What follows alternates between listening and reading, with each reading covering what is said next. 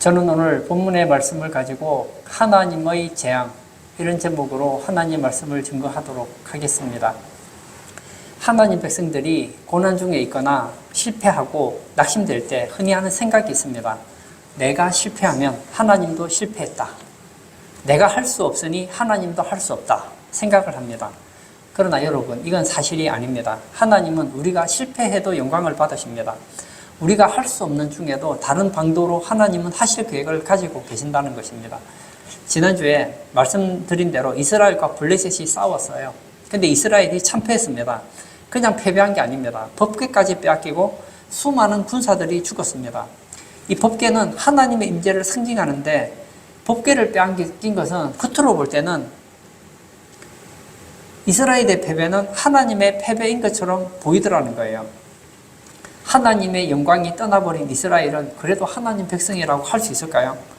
오늘 본문은 전쟁에서 승리한 블레셋이 여호와의 법궤를 승리의 전리품으로 가지고 옵니다. 그리고 법궤가 이스라엘을 떠나서 이방 블레셋 땅에서 포로가 아닌 포로 생활을 하면서 생긴 일을 기록하고 있습니다. 이 사건의 내용은 이렇습니다. 전쟁에서 이긴 블레셋은 굉장히 기분이 좋았습니다.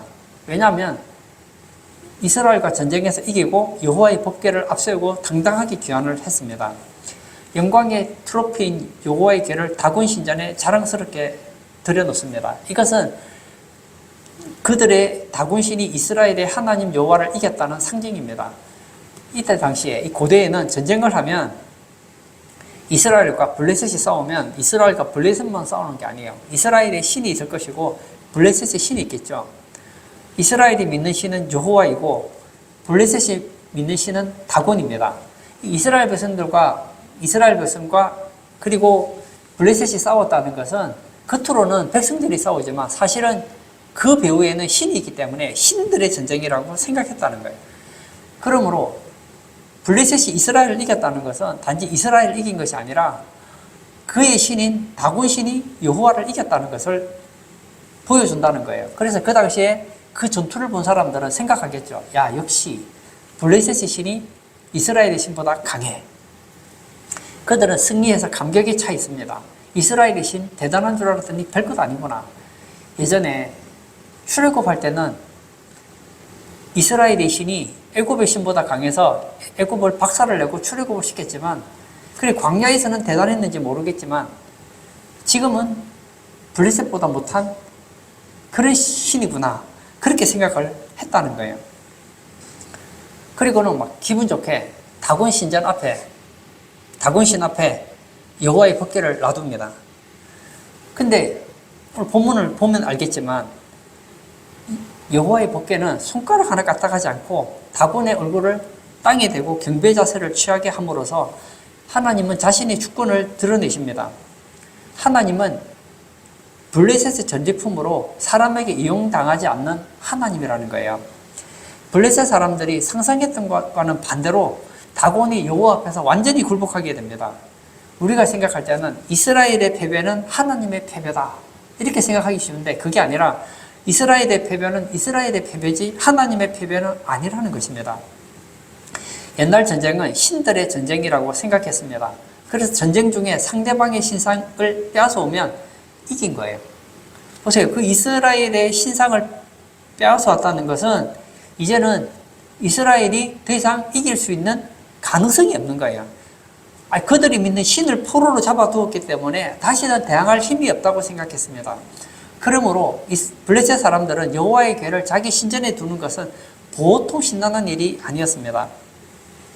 과거 애굽에 재앙을 내리고 이스라엘 백성들을 건져내신 그 능력의 여호와 하나님이 지금 블레셋의 포로가 되었으니까 기쁠 수밖에요. 이제 어쩌면 블레셋 사람들은 이 세상에서 가장 강한 신은 우리 다곤이다. 우리 신은 여호와 하나님보다 더 강한 신이고 우리는 이스라엘보다 더 강한 족속이다. 우리가 언약궤를 가지고 있기 때문에 이제 이스라엘 백성들은 꼼짝할 수 없을 것이다 생각을 했습니다. 그런데 그들이 착각한 게 있었어요. 하나님은 손과 발이 없으시지만, 그리고 여호와 하나님을 위해 도와줄 이스라엘 백성은 없었지만 하나님께서는 혼자서 블레셋 신과 그 백성들과 싸우기 시작하시더라는 거예요. 3절을 볼까요? 아스돗 사람들이 이튿날 일찍이 일어나 본즉 다곤이 여호와의 궤 앞에서 엎드러져 그 얼굴이 땅에 닿았는지라.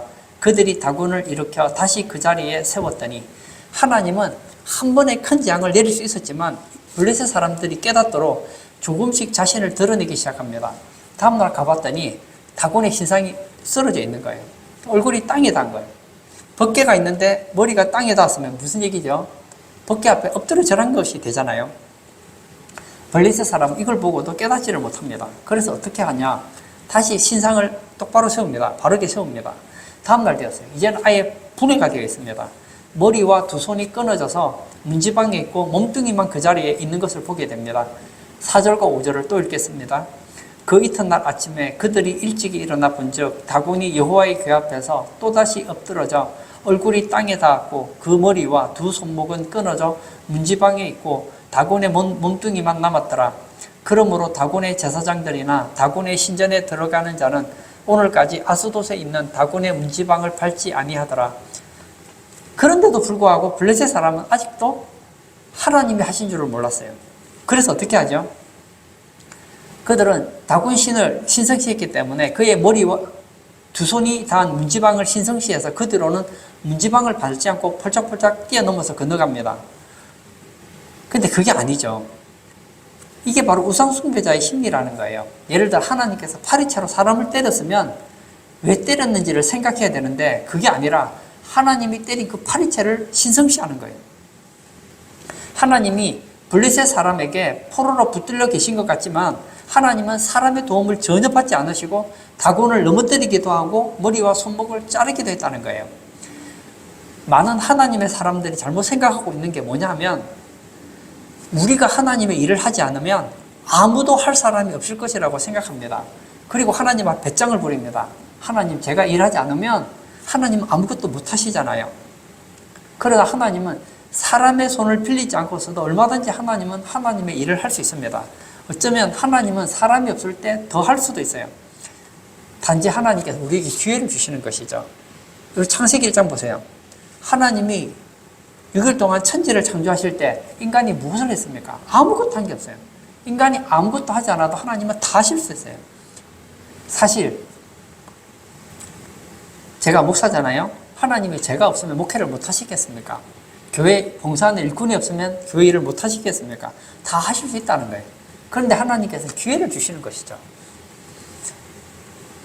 하나님은 언제든지 어디서든지 무엇이든지 할 수 있는 분이라는 거예요.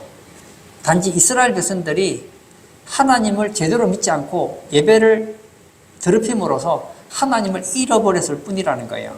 하나님은 인간의 취향대로 취급당하지 않는 분이라는 거예요. 블레셋 사람들이 하나님을 승리의 전리품으로 생각했지만 하나님은 승리의 전리품 전략을 당하지 않았습니다. 이스라엘 백성들은 패배했지만 하나님은 패배하지 않는다는 거예요.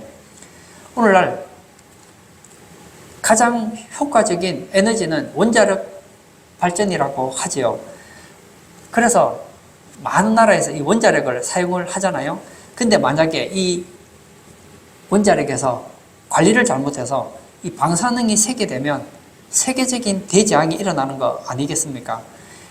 후쿠시마 원전이 방사능이 유출되었을 때 수많은 사람들이 힘들게 되었던 걸 우리 보잖아요. 마찬가지로 하나님은 우리에게 뭐가 되냐? 원자력과 같다는 거예요. 하나님께 사람에게 은혜를 주실 때는 모든 사람이 복을 받지만 하나님의 은혜를 감당하지 못하면 이것이 재앙이 되기도 한다는 거예요. 블레셋 사람들은 마치 미신적인 생각으로 하나님의 궤를 가지고 왔습니다. 그랬더니 어떤 일이 일어납니까? 복이 됐는가요? 복이 안 됐어요. 6절을 볼까요? 여호와의 손이 아스돗 사람에게 엄중히 더하사 독한 중기의 재앙으로 아스돗과 그 지역을 쳐서 망하게 하니. 이 블레셋 사람들이 여호와의 법궤를 가지고 온 이유는 간단해요. 여호와의 법궤를 가지고 오면 이제는 이스라엘은 더 이상 우리에게 반항할 수 없다. 이제 우리는 이스라엘의 정복자나 다름없다. 그러므로 이 법궤를 가지고 있는 것은 이스라엘을 포로로 잡는 것과 같다고 생각했어요. 그런데 이게 웬일입니까? 하나님의 손이 아스돗 사람에게 임하니까 사람들이 갑자기 독한 종기의 재앙으로 망하게 된 거예요. 막 고통을 당하는, 막 죽어나가는 거예요. 그때 아스돗 사람이 깨닫죠. 왜 우리에게 이런 독종이 임했을까? 하나님의 괴다. 하나님의 괴가 우리에게 지금 저주를 임하게 하고 있다는 걸 알았어요. 그래서 이 괴가 이 도시에 있는 동안에는 우리가 살 수가 없다는 걸 알았어요. 그리고 블레셋은 하나의 나라가 아니에요. 이 블레셋은 여러 개의 도시가 뭉쳐져서 하나의 그 블레셋이 되거든요.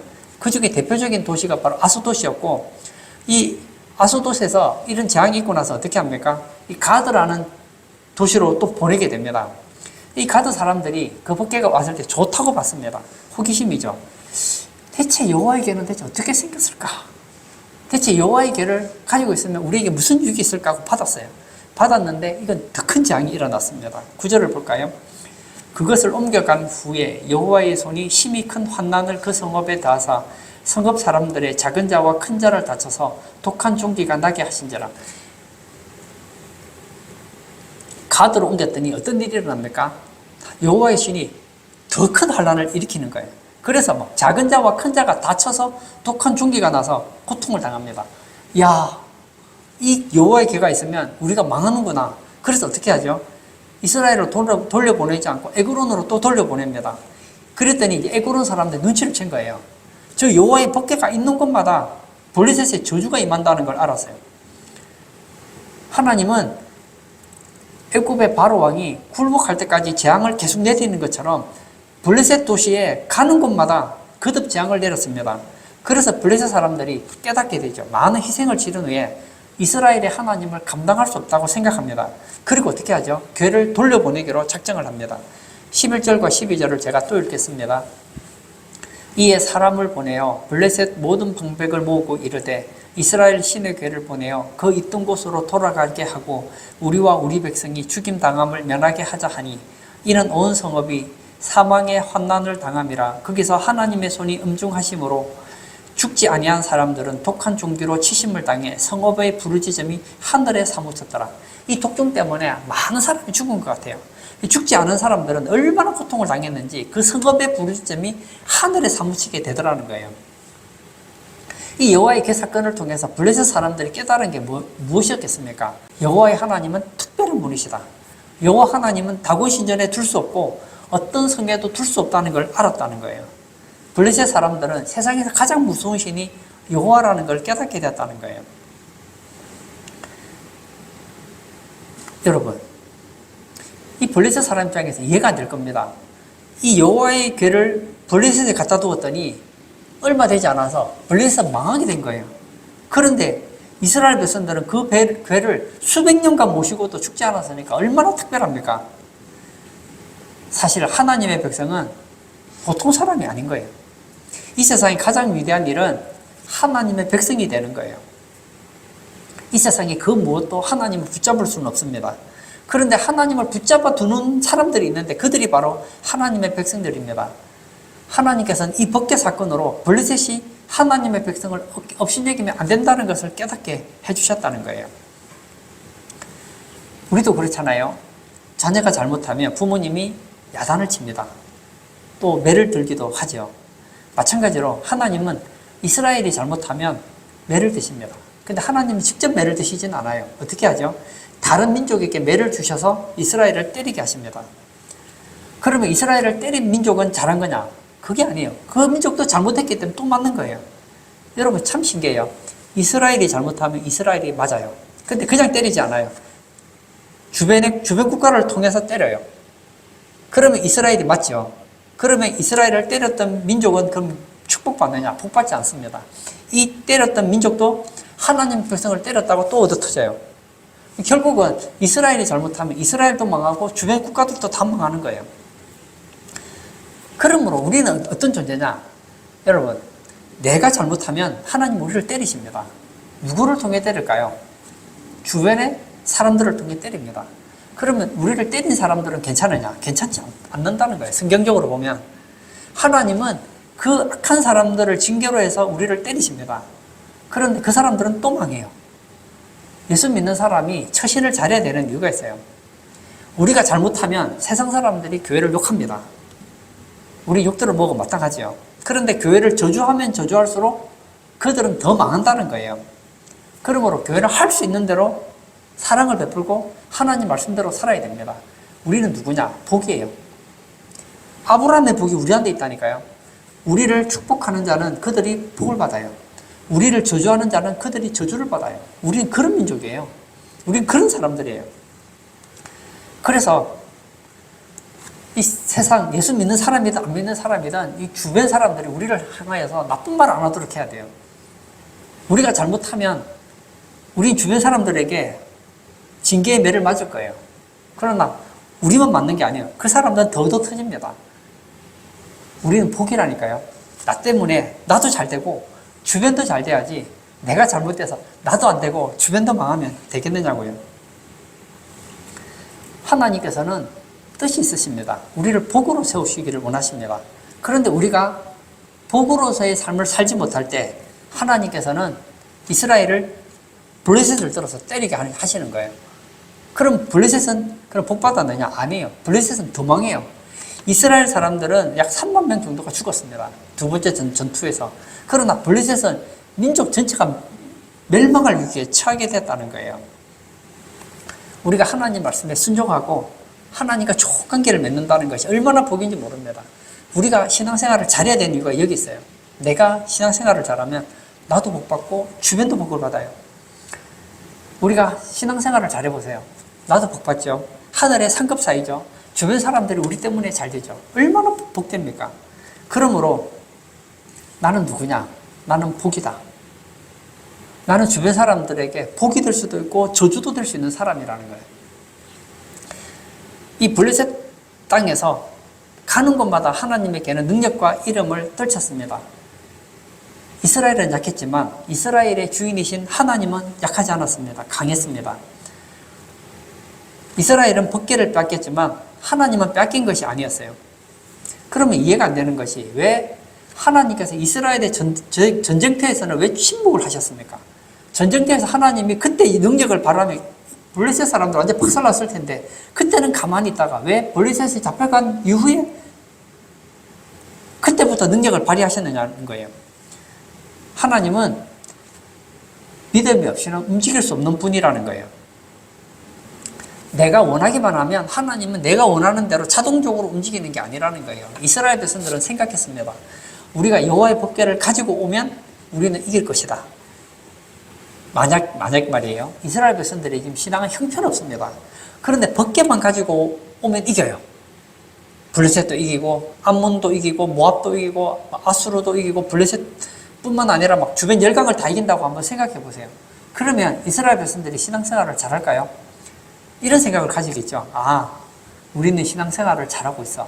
그러니까 여호와의 법궤를 가지고 오면 전쟁에 이기지. 그 생각을 가질 거 아닙니까? 그런데 여호와의 법궤를 가지고 왔는데도 졌다면 뭘 돌아볼까요? 아, 내가 잘못했구나. 이걸 깨닫게 된다는 거예요. 우리 역시 마찬가지입니다. 하나님의 뜻을 명분으로 내걸고 자기의 뜻을 구한다고 해서 되는 게 아니라는 거예요. 그냥 무조건 금식하면서 하나님 응답해달라고 매달린다고 해서 되는 게 아니라는 거예요. 하나님의 생각과 내 생각과 다릅니다. 하나님의 생각과 내 생각이 같으면 오케이, 좋아요. 근데 하나님의 생각과 내 생각이 다르면 내 생각을 내려놓아야 돼요. 근데 이게 참 어렵습니다. 이스라엘 백성들은 자기는 바뀔 생각이 없어요. 하나님을 바꾸려고 하는 거예요. 어떻게 해요? 여호와의 법궤를 가지고만 오면 이긴다고 생각합니다. 하나님은 그런 캠페인을 벌인다고 해서 되는 게 아니라는 거예요. 그리고 하나님께서는 믿는 자의 유익을 위해서 이스라엘이 법궤를 가지고 왔지만 침묵하셨습니다. 사실 하나님 입장에서는 굉장한 이것이 치욕이라고 할 수 있거든요. 왜냐하면 그 당시 그 고대 사회에서는 어떤 생각을 가지고 있었느냐 하면 그 전쟁이 지면 그 신이 무능하다는 평가를 받게 된단 말이에요. 만약에 이스라엘이 블레셋과의 전쟁에서 지면 온 주변 나라 사람들이 뭐라고 하느냐? 여호와 신은 무능력한 신이다. 그들은 자신의 백성을 구해줄 능력이 없는 그런 신으로 취급당한다는 거예요. 그런데 하나님께서는 이스라엘 백성들과 잘못된 관계를 지속하기보다는 차라리 무능력하다는 오해와 패배의 하나님이라는 비난을 감수하시고도 백성들의 잘못된 관계를 깨뜨리시기를 원하시다라는 거예요. 이것이 우리가 믿는 하나님이십니다. 하나님은 하나님이 기뻐하는 것이 아닐 때는 응답하지 않아요. 이걸 우리가 알아야 됩니다. 하나님은 우리가 하나님에 대해 실망하는 한이 있더라도 하나님이 어떤 분인지를 알기를 원하세요. 그래서 제가 이런 생각이 들 때가 있거든요. 어떤 A라는 분이 하나님 앞에 기도를 해요. 근데 저 기도를 응답 안 해주면 저 사람은 하나님께 대해 완전 실망할 것 같아요. 그럼 제 생각에는 그래도 응답을 해주면 저 사람이 하나님을 신뢰할 것 같아요. 근데 하나님은 이 A라는 분이 실족하는 한이 있더라도 응답을 안 해줘요. 왜냐? 하나님에 대한 잘못된 자아상을 가지는 게 더 나쁘다고 생각하기 때문입니다. 마찬가지입니다. 하나님은 우리가 실패하고 아픔을 겪는 한이 있더라도 하나님을 바로 알기를 원하는 거예요. 하나님이 내 편이 아니에요. 하나님이 내 편이라고 한다고 해서 하나님이 내 편이 되는 게 아니에요. 하나님 믿음 없는 자, 하나님을 적대시하는 그런 사람의 편이 되는 분이 아니라는 겁니다. 그리고 하나님은 더 높은 생각이 있다는 거예요. 지금 당장은 이스라엘 백성들이 고난당하는 것이 어렵고 힘들겠지요. 그러나 하나님과 바른 관계를 가지게 되면 하나님께서는 그들에게 더 큰 은혜를 주실 수 있다는 거예요. 결론을 짓고자 합니다. 오늘 본문을 통해서 하나님께서 말씀하시는 것이 무엇일까요? 하나님은 약하지 않다는 겁니다. 주변 나라 사람들은 생각해요. 아, 여호와 하나님 별것 아니구나. 근데 그 별것 아닌 것이 아니라는 것을 블레셋에 가서 블레셋 사람들을 벌벌 떨게 만드는 거예요. 다곤을 박살을 내는 거예요. 블레셋 사람들이 두려워서 벌벌 떨게 만드는 거예요. 여러분, 하나님은 이 블레셋에 있는 우상을 내버려 두지 않았어요. 마찬가지입니다. 우리 안에도 이런 우상들이 있습니다. 그런 우상들이 있을 때 하나님은 어떻게 할까요? 우리 우상을 깨뜨리신다는 거예요. 가장 우상이 뭘까요? 바로 돈입니다. 세상 사람들은 돈이면 안 되는 것이 없다고 생각합니다. 맞아요. 돈으로 되는 게 많아요. 그러나 하나님 백성에게 돈이 우상이 되면 하나님은 그 돈을 치신다고요. 요즘은 교육도 신입니다. 저는 교회 다니시는 분들 중에 이 공부를 많이 하시는 분들이 요즘에 많아요. 그런 분들은 교육이 신이에요. 성경이 아니라고 하는데도 세상 지식을 하나님 말씀보다 앞세우는 사람들이 있어요. 그 사람들이 누구죠? 신인 거예요. 교육이 신인 거예요. 그런 사람 하나님께서는 함께하지 않아요. 겉으로는 하나님이 함께하는 것처럼 보일 줄 모르겠지만 하나님은 그 사람 앞에서는 침묵하신다는 거예요. 세 번째는 과학도 신입니다. 이 시대는 과학 만능입니다. 뭐 과학적으로 하면 다 통해요. 과학이 만능이 아니에요. 오늘날 저는 과학을 잘 모르지만 한 가지 아는 것이 있습니다. 요즘에 뭐 과학하면 빠지지 않는 게 있잖아요. 그게 뭐죠? 진화론입니다. 과학하면 무조건 진화론이에요. 진화론 깔고 시작해요. 아니라니까요. 저는 과학이라는 학문 자체를 좋아합니다. 그러나 하나님 말씀과 잘못된 그 학문에 대해서는 받아들일 수가 없는 거예요. 이런 우상이 있을 때 하나님은 어떻게 하십니까? 침묵하신다는 거예요. 우리가 아무리 하나님께 도와달라고 해도, 아무리 하나님 붙잡는다고 해도, 하나님의 100개를 가지고 온다 하더라도 하나님 패배하게 하시는 거예요. 왜일까요? 우리 안에 있는 그 우상을 깨뜨리기를 원하신다는 거예요. 그러므로 정말 하나님이 침묵하시는 하나님이 되지 않기를 원하신다면 우리 안에 있는 우상을 우리가 스스로 버려야 돼요. 그리고 하나님 앞에 잘못된 것을 깨뜨리시고 하나님과 관계 회복하는데 관심을 가져야 된다는 거예요. 나는 변하지 않고 하나님이 바뀌기를 바라면 결국 이스라엘 백성처럼 되는 거예요. 우리는 자기의 이익을 위해서 하나님을 이용하지 않는 그런 백성이 되기를 바랍니다. 하나님의 생각과 내 생각이 틀릴 때 내 생각을 내려놓고 하나님의 생각을 앞세울 때 하나님은 그때 우리의 하나님이 되시는 거예요. 나의 하나님이 되시는 거예요. 다윗이 고백했던 것처럼 나의 하나님, 나의 하나님, 이 고백이 되는 거예요. 하나님은 그런 자를 도우시고 그런 자를 높이십니다. 오늘 예배 참석하신 우리 성도님들은 하나님과의 이런 좋은 관계 속에서 하나님의 징계를 받는 그런 성도가 아니라 하나님의 복을 받고 여러분 때문에 열강이 주변 사람들이 다 복을 받는 그런 복의 사람 되시기를 축복합니다. 이 시간 한번 같이 기도하기를 원합니다. 많은 사람들은 생각하죠. 하나님은 내 편이시야. 내가 어떻게 살든, 내가 무엇을 하든 하나님은 내가 도와달라고 하면 도와주실 거야. 이스라엘 백성처럼 생각합니다. 그때 하나님은 안 도와주세요. 잘못되었기 때문입니다. 하나님은 주변 사람들에게 하나님이 무능력하다는 소리를 들을 망정 안 도와주세요.